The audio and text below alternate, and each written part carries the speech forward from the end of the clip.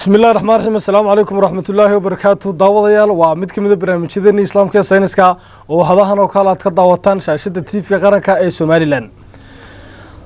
Daawadayaal barnaamijka toddobaadkan waxaanu ku soo qaadan doonaa mucjisooyinka Ilaahay adduunka keenay kuwaas oo ah aanu ka soo qaadan doono dhacdooyinka cadceed madoobaadka iyo dayax madoobaadka. Nabiga calayhi salaatu wasalaam waxa uu xadiis ku yiri ash-shamsu wal qamaru aayatan min aayati Allah لا ينكسفان لموت أحد ولا لحياته ومعنيه سنقنايو عدد يضيح وآيات كمد آياتها إلهي وممذوبادان قف دلشدي يمد مشدي تونا هذا بداويال أقونت كوسابسن عدد مذوباتك يضيح مذوباتك أو أيضا دنبه دونيدو آد وفا الله تإسلام مركانا لقد دياري وربحنا فربضان أي إلهي سبحانه وتعالى قرآن كيسانا كوشيغي نبينا عليه الصلاة والسلام سيدا حديثك أد مغلسين بكسي ورمي bal hadaba daawadayaal waxaan barnaamijka ku soo qaadan doonaa qaybaha kala duwan ee lagu ikhtiraacay ama loo kala saaray cadceed madoobaadka waayadan dambe waliba qarnigii 20aad ee cilmiga saynisku aadka u kabcay qaybaha uu ka kooban yahay cadceed madoobaadku ayaa waxa lagu sheegay 4 qaybood bal qaybahaasi iyo waxyaabaha ay ku kala duwan yihiin iyo cilmiga ku duugan cadceed madoobaadka iyo waliba dayax madoobaadka ayaa aynu ku soo qaadan doonaa barnaamijkeena Islaamka Sayniska ee toddobaadkan ee ku soo dhawaada.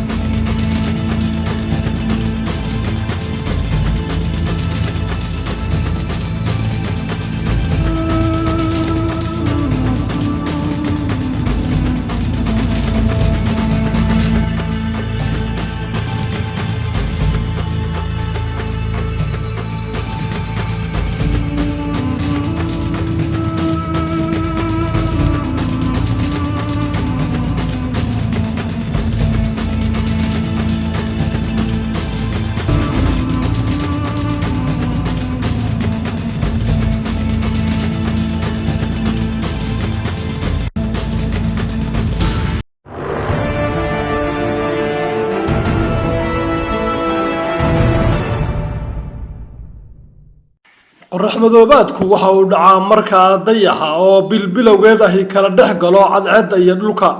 isagoo ka celinaya qayb ka mid ah falaadhaha qorraxda ama dhammaantoodba inay soo gaadhaan dhulka inkastoo cadceeddu haddaba ka weyn tahay dayaxa 400 oo jeer sidoo kale waxa ay ka fog tahay 400 oo jeer sidaa daraadeed labada walxood waa cadceedda iyo dayaxa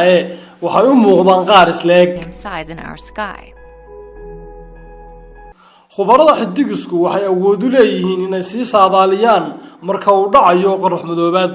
sababtoo ah dayaxa iyo dhulku waxay leeyihiin meerisyo ay maraan oo la sii saadaalin karo haddaba maxaa uu qorrax madoobaad u dhici waayay bil kasta The moon's orbit is usually tilted a few degrees north. meeriska uu ku wareega dayaxu waxa uu dhowr digri u yar janjeeraa dhanka waqooyi ama koonfureed marka loo eego dhulka marka dayaxu qariyo dhulka waxa uu ku sameeyaa laba nooc oo hadhka hore oo ah mid kooban isla markaana cufan waxa loo yaqaanaa ambra ka kale ee dheer isla markaana khafiifka ahna waxa loo yaqaanaa penumbra and a larger shadow known as the penumbra. waxaa jira 4 nooc oo ah cadeed madoobaad ka ugu horeeya uuna yaabka badan waa kan loo yaqaano total eclipse oo macnaheedu yahay mid gabi ahaanba cadceedda uu dayaxu qariyo falaadhaheeduna ama iftiinkeeduna aanu soo gaadhin dhulka noocan cadeed madoobaadka ah waxaad si fiican u arki kartaa oo keliya marka aad taagan tahay hadhka loo yaqaano ambra taasina waa sababta laynka malaawaalka ah ee uu sameeyay hadhku marka uu dhinacyada ka marayo dhulka loogu yaqaano path of totality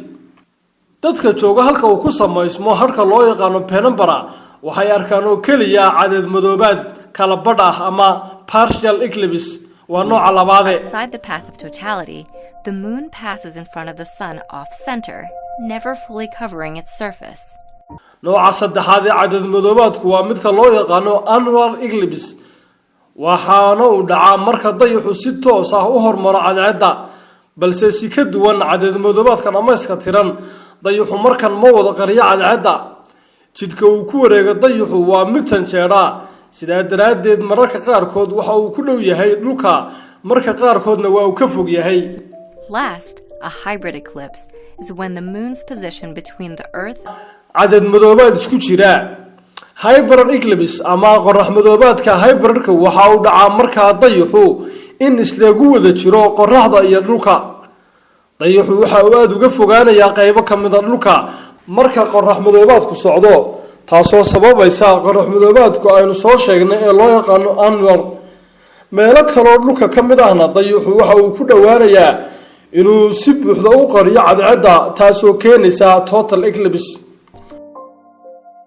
While a total solar eclipse happens somewhere haddaba daawade halka dunidan meelo kamid ah qorrax madoobaadka dhamayska tiran uu laga arko amaba uu ka dhaco sanad kasta ama labadii sanaba hal mar meelo kale oo dhulka kamid ah dunida waxa laga yaabaa in hal mar oo keliya ay arkaan 400 sanaba daawade ka taxadid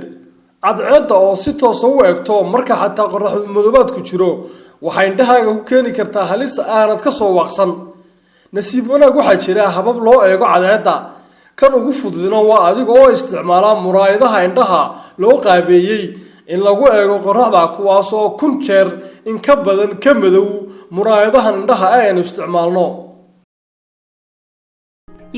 You can also look at the eclipse indirectly by making a pinhole viewer. Simply poke a small hole in a piece of cardboard. Hold the cardboard up to the sun, allowing the sun's image to be projected onto a flat surface.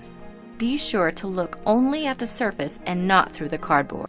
muddo yar ka hor inta aanu dayaxu wada qarin qorraxda waxaa hareerihiisa ka soo baxaa falaadhihii cadceedda ee u dambeeyey ka hor intaanay wada qarsoomin falaadhaha cadceedda oo loo yaqaano pale spears waxay u qarsoomaan mid ugu dambayntana waxaa soo hadha falaadh keliya oo loo yaqaano diamond ring taasoo sheegaysa in ilbiriqsiyo keliya ay ka xigaan inay qorraxdu wada madoobaato marka haddaba falaadhaha u dambeeya madoobaadaan dayaxuna gabi ahaanba qariyo cadceedda waxa la gaadhay total eclipse At this point, none of the sun's rays are reaching your eyes, and it's the only time that it's safe to take off your glasses. Remember to put your eclipse glasses back on before any of the sun's rays start to peek through again. iftiin kasta oo cadceedda ah oo soo gaadha indhahaaga waxa uu kugu keeni karaa dhaawac halisa inkastoo qorax madoobaadku qaadan karo dhowr saacadood balse cadeedda oo wada qarsoontaa waxay qaadataa in kan yar 3 minute. Animals and plants have also been known to alter their behavior during a total eclipse. Songbirds may stop singing. xayawaanada iyo dhirta ayaa iyaguna dareema oo la socda qorax madoobaadka dhammayska tiran. shimbiraha qaarkood waxa suurtagal ah inay cod bilaabaan, dhirta qaarkoodna shanqar samayso, sidoo kalena ubaxyadu isxidhaan, kuwaasoo lagu macnan karo inay sidaa u samaynayaan cabsida Ilaahay korray oo cibkana sahnaaye iyana u tasbiixsanayaan Ilaahay subhanahu wa ta'ala markay arkeen awoodaha Ilaahay, balse inagu aynaan arkayn amaba aynaan fahmayn sida ay u tasbiixsanayaan Ilaahayna ugu dikriyayaan. We won't always be able to see total solar eclipses. The moon mar walba ma arki karno qorax madoobaadka dhammayska tiran sababta oo ah dayaxu waxa uu sanad walba ka fogaadaa dhulka 1.5 hiish, waxaana la saadaalinayaa in 1 bilyan oo sano kadib dayaxu aad uga fogaan doono dhulka isla markaana aanu qoraxda dib u wada qarin doonin.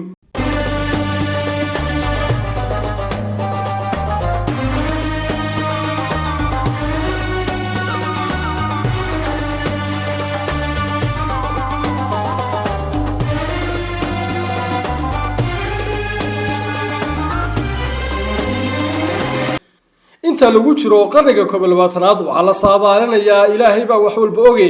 inay dhacaan 224 qorax madoobaad oo ka kala dhici doona meelo kala duwan oo kamid ah caalamka. taa macnaheedu waxa weeyaan in qorax madoobaadka gobolka adduunka kamid ah ka dhaca ay suurtagal tahay inaan laga arkin meelo kale.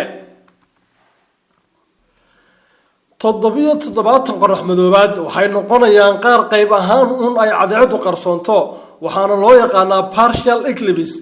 72 waxay noqon doonaan nooca loo yaqaano annular oo ah marka dayaxu cadceedda toos isku gudbo balse qaybo yaryar hareeraha ka muuqdaan. 68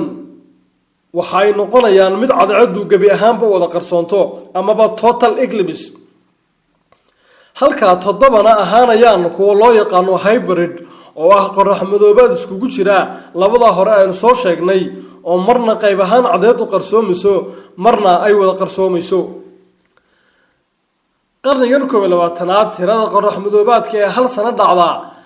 waxay ahaayeen amaba ay noqon doonaan haddii alla yiraahdo 4, waxaanay dhacayaan sanadada 2011 2029 2065 iyo 2094. saadaashan waxa iska leh Fred Spenak oo ka tirsan hay'adda NASA. taasina waa saadaalun balse Ilaahay baa og xaqiiqada dhabta ah iyo sida ay u dhici doonaan mustaqbalka. waqtiga ugu dheeraa ee dayaxu ku gudbanaado qoraxda ama uu gabi ahaan baqariyo xaaladaas oo afka Ingiriisiga lagu yiraahdo totality waxay dhacday sanadkii 2009 July ama bishii 7 22keedii. waxaan u qaatay waqti dhan 6 daqiiqo iyo 38 ilbiriqsi. waqtiga ugu dheer ee suurtagalka ah ee uu dhaco totality ama dayax oo cadceedda si dhammaystiran u qariya waa 7 daqiiqo iyo 32 ilbiriqsi. sidoo kale waqtiga ugu dheeraa ee qorax madoobaadka loo yaqaano annular waxa uu dhacay January 15keedii 2010 kaasi oo qaatay waqti dhan 11 daqiiqo iyo 7 ilbiriqsi. waqtiga ugu badan ee suurtagalka ahina waa 12 daqiiqo iyo 29 ilbiriqsi. Modern astronomers say that it was just a lucky guess based off of a faulty theory. If he really could accurately predict the location of an eclipse, then his knowledge of astronomy was far more advanced than anyone else in his time,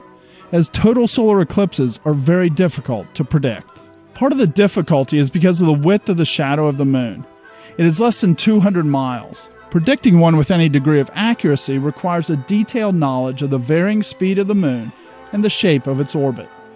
Records of past solar eclipses are of little help, as the time between them in a given location can vary widely. Around the same time as Thales, the Babylonians were dedicated to the study of astronomy. They interpreted both lunar and solar eclipses as bad omens from the gods. They made the revolutionary discovery of the sorrow cycle, that eclipses often repeat themselves every 18 years, 11 days, and 8 hours. For hundreds of years, they predicted solar eclipses and achieved a remarkable degree of accuracy. All of the solar eclipses they predicted took place somewhere on Earth, though the times were off by hours, and many of the eclipses could not be seen from Babylon.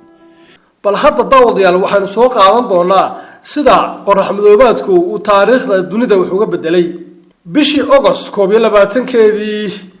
2017 qaybo ka mid ah dunida ayaa u haleelay qorax madoobaad dhameystiran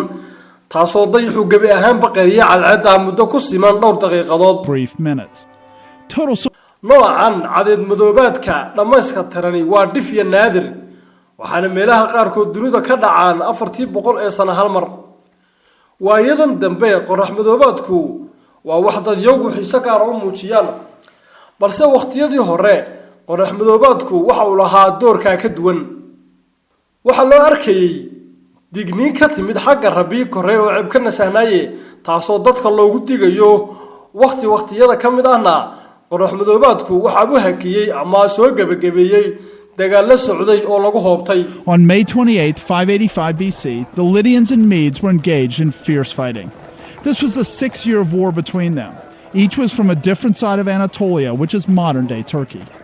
As the battle stretched on into evening, both armies were surprised to see the sun suddenly darkening. Both believed that it was a message from the gods, that they were displeased by the strife. Both the Lydians and Medes laid down their arms. They swore to end the long war and solidified the peace by giving a Lydian princess to marry the king of the Medes. This is one of the earliest events in recorded history to which we can set an exact date, as we can calculate when that eclipse. sanadkii 585 ee taariikhda miilaadiga dhalashadii Nabi Ciise ka hor calayhi salaam bishii May 28keedii waxa uu dagaal 6 isha socday oo aad u qadhaadhay dhex maray dadweyne kala odhan jiray Medes iyo Lydians. Medes waxay ahaayeen dad ku noolaan jiray halka ay maanta Iiraan tahay kuna hadli jiray afka Median loo yaqaano waxaana degi jireen meel u dhaxaysa waqooyiga iyo galbeedka Iiraan. Lydiansku iyagu waxay ahaayeen dad yow hore oo degi jiray gobolada Uzak, Manis iyo Izmir ee maanta noqonaya dalka Turkiga. sida uu buugiisa ku qoray taariikhyahankii weynaa reer Greek ee Herodotus markii dagaalkii dhex marayay Lydians oo hogaaminayay boqorkoodii iyo Medeska oo iyaguna harkacayay boqorkoodii jilbaha la isku jiray ilaa galabnimadii ayaa ay labadii qolba ku war heleen in cadceed madoobaatay isla markaana iftiinkii soo yaraanayo waxaana labadooduba aamineen inay tani tahay fariin xagga Ilaahay uga timid korreey coob ka nasahnaaye uguna sheegayo inaanu raalli ka ahayn dagaalka ay wadaan sida hubkii ayay ku dhigeen labadii kooxoodba waxaana ay isku dhaarsadeen in dagaal dambe la iska dhowro isla markaas ay nabadda u sii xoojiyaan oo tuntana u reebaan waxa ay isku guuriyeen lamaana ka kala tirsan labada boqortooyo tan waa mid ka mid ah dhacdooyinkii ugu horeeyay taariikhda la hayo aynu ka sheegi karno waqti sax ah oo uu dhacay qorax madoobaad isla markaana taariikhda dadyoga wax ka bedelay taariikhyahanadu waxay sheegaan haddaba in qorax madoobaadkaasi dagaalka joojiyay uu sii saadaaliyay xisaabiyahankii reer Greek ee la oran jiray Thales of Miletus. Ancient records seem to show that only the Greeks, Babylonians, and Chinese had enough astronomical knowledge to attempt to predict solar eclipses. Other cultures like the Egyptians or Mayans may have, but no records survive for us to know if they did.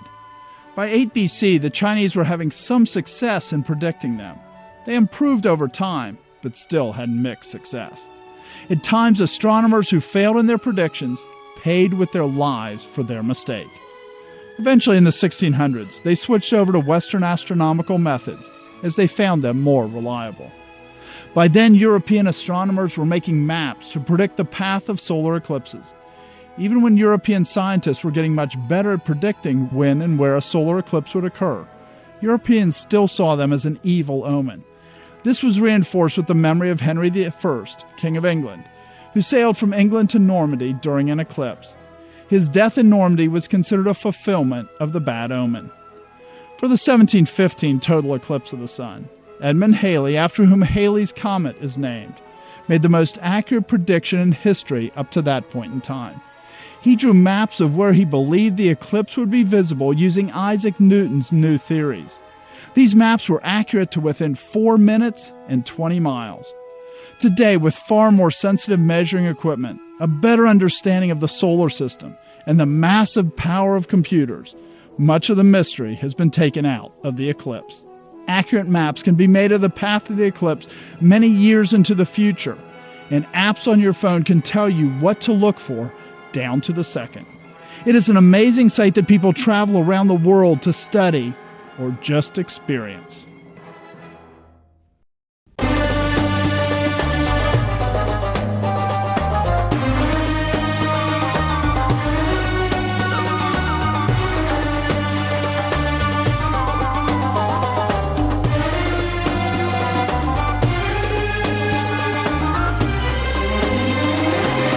daawadayaal sida aad daawanayseanba cilmiga sayniska ee la ikhtiraacay qarnigii 20aad waxa uu kala saaray noocyada ay u leeyahay cadceed madoobaadku balse diintu waxay si guud u sheegtay in cadceed madoobaadku ay tahay in cadceed madoobaadku yahay aayado kamid ah aayadaha Ilaahay subhanahu wa ta'ala waa hubaan hadaba daawadayaal in waayada dambe cadceed madoobaadka iyo dayax madoobaadkuba laga sameeyay ikhtiraacyo iyo daraasado cusub oo wax badan lagaga ogaaday sida barnaamijka ku arkayseen barnaamijkaas oo filayo daawadayaal in wax badan ka ogaateen dhacdooyinkaasi quraankana lagu sheegay diintuna hore u sheegtay barnaamijkeena islaamka sayniska daawadayaal intaasi ayaan ku soo gabagabeynaa sawir qaadista waa Cabdi Cumar Jibriil tan inta barnaamijkan mid lamada ku kulmi doono waxaan idinkaga tegaynaa assalaamu calaykum waraxmatullaahi wa barakaatuh